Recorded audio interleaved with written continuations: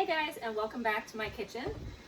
So the funny thing about COVID is sometimes hours turn into days, turn into weeks without you really realizing it. So you're going to notice a little bit of a physical difference between me in my first video and this one because I've got the steroid puff because it's been about 2 weeks since I filmed the first video. So today I am finally tackling my first DIY, and since I'm not really adept with the video thing yet, I decided to do something I have done dozens of times. I just haven't done it in a while, and I am making kombucha. So a lot of my healthy friends ask, what is kombucha? How can I make it myself? Because I made it myself for a long time. Kombucha is basically a fermented black tea that has a whole ton of probiotics and good healthy stuff for your guts that a lot of health people love. If you deal with candida or yeast issues, I do not recommend this as your healthy drink. It can cause yeast issues and more yeast infections if that's something that you're prone to, so don't go that direction. So what do you need to make kombucha? You need boiled water, which I've already boiled so that you don't have to sit here and literally watch me boil water, because that's horrific. Why would I do that to somebody? You need black tea. I like using organic black tea, but I have a whole ton left of this no-name tagless tea that I'm using, so I'm just using that.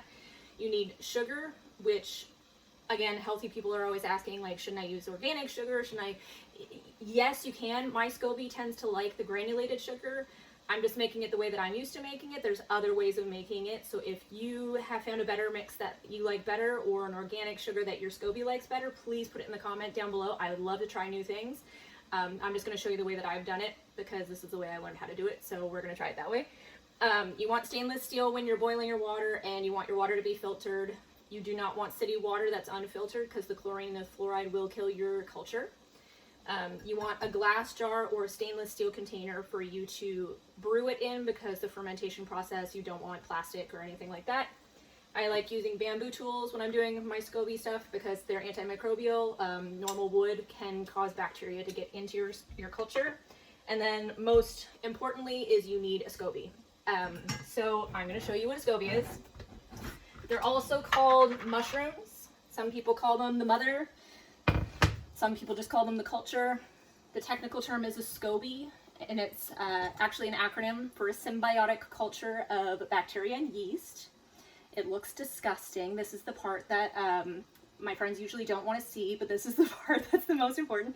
So this basically, you put it in the tea, and it eats all of the sugar stuff and the caffeine stuff, and it spits out bacteria that are like the healthy gut bacteria that you want, the probiotics and stuff like that. And basically they live off of each other until it's finished brewing. This stuff, which looks disgusting, I don't know if you can see it, is the yeast cultures, and it's actually a sign that it's really healthy, so don't over clean it. If you ever get to the point where it's starting to look dark or having spots on it, you can use some apple cider vinegar to clean it off a little bit, but these are actually healthy. You want that on your thing. So when you are handling your Scoby, make sure that you're not using antibacterial hand soap. I have an all-natural soap from the Honest company that I use, or you can use cast-iron soap or goat soap or shea butter soap or anything along those lines that doesn't have the extra stuff in it, because if you're using antibacterial, it can actually be killing your Scoby and you'll have like little fingerprints on it, which I've done in the past when I was learning how to do this. So the water's boiled. I like making mine really dark. You use about a cup of sugar for a gallon of water. So just plain granulated sugar, you can see. And you're going to stir it till it's fully stirred in. You don't want to see it sitting at the bottom anymore. My voice is all over the place today. I've got steroid stuff going on.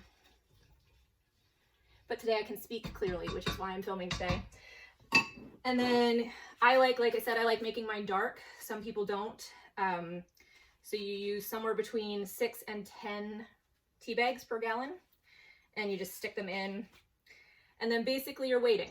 You're waiting for your tea to steep. Because I like mine dark, I'm going to let it sit until it's room temperature all by itself, because then the tea is nice and dark. And then what we're going to do is we're going to use a filter, because it's easier that way. Dump it into the glass jar. Needs to be room temperature. Do not put your Scoby in it if it's hot. Hey guys, welcome back. It is now room temperature water. As you can see, it is super dark, so I'm just going to strain this out into my glass container. Mesh strainer, the ones that I got them off of Amazon. They were inexpensive and they have all kinds of different sizes, so depending on what you want to use for your glass container, you can do all kinds of different stuff.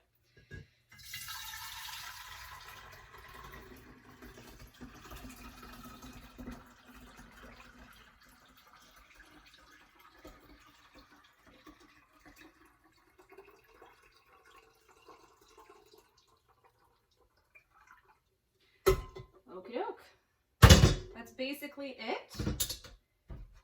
You've now got your very, very dark tea. You're taking a Scoby.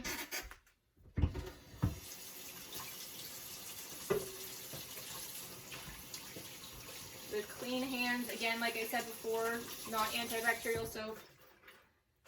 You're going to take a Scoby.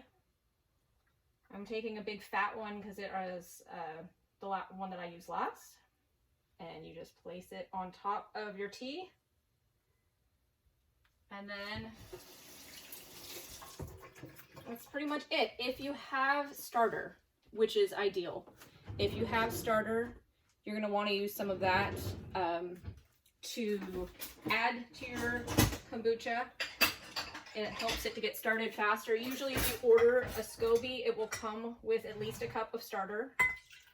So usually I will put in about a cup, sometimes more, of already brewed kombucha to help basically get it started, get it going.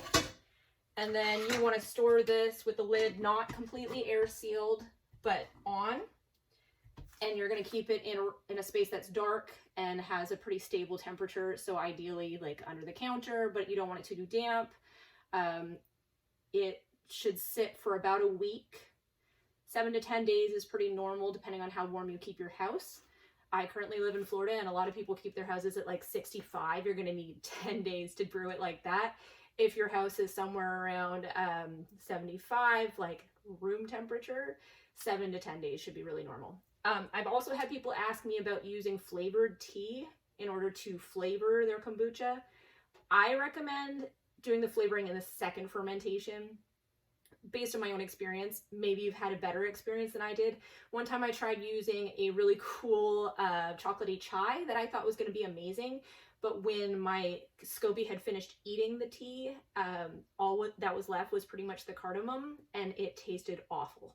So I would recommend doing your flavoring in the second round, which I will do a video once this batch is ready to go, and you will see the tea will be much, much lighter.